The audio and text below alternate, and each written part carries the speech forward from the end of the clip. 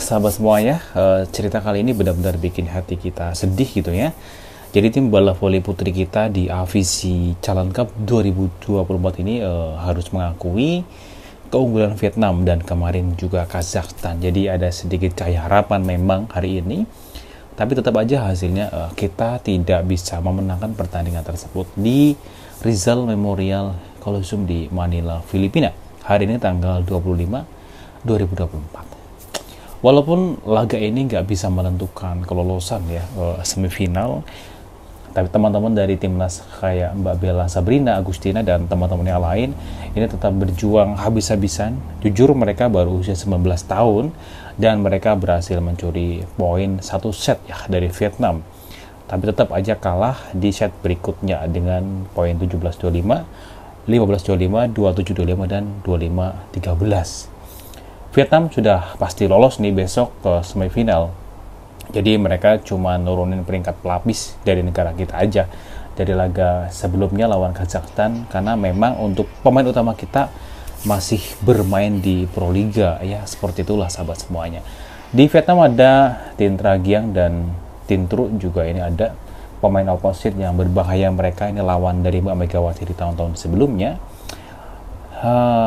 Kita gimana ya, bingung juga karena memang dari kemampuan berpengalaman ya cukup jauh sekali yang kita mainkan, yang dikirim oleh federasi bukan pemain inti ya, seperti itu.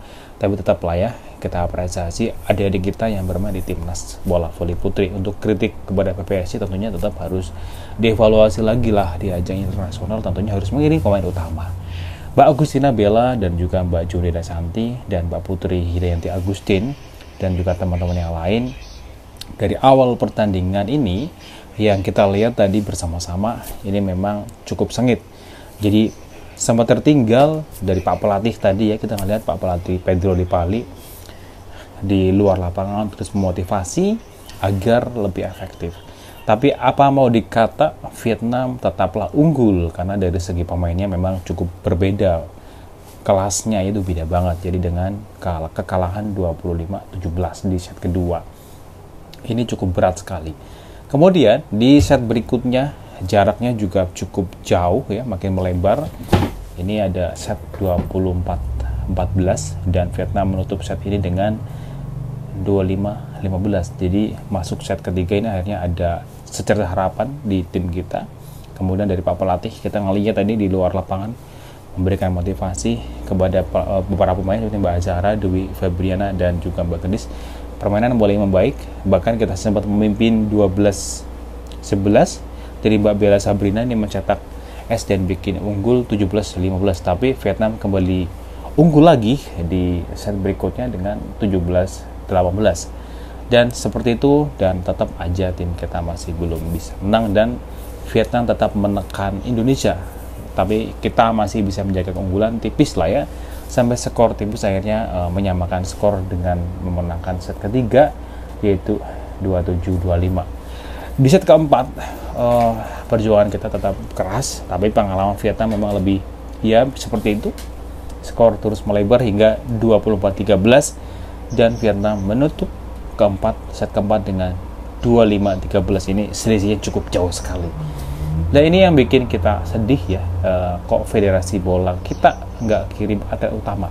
Ini AFC Challenge Cup bukan turnamen ecek-ecek, karena ini ranking kita juga sangat menentukan. Harusnya kita bisa lebih kompetitif, jadi nggak cuma pikirin Pro Liga aja, tapi jangan sampai perjuangan anak-anak muda kita yang udah habis-habisan malah jadi sia-sia, terutama di generasi sebelum-sebelumnya.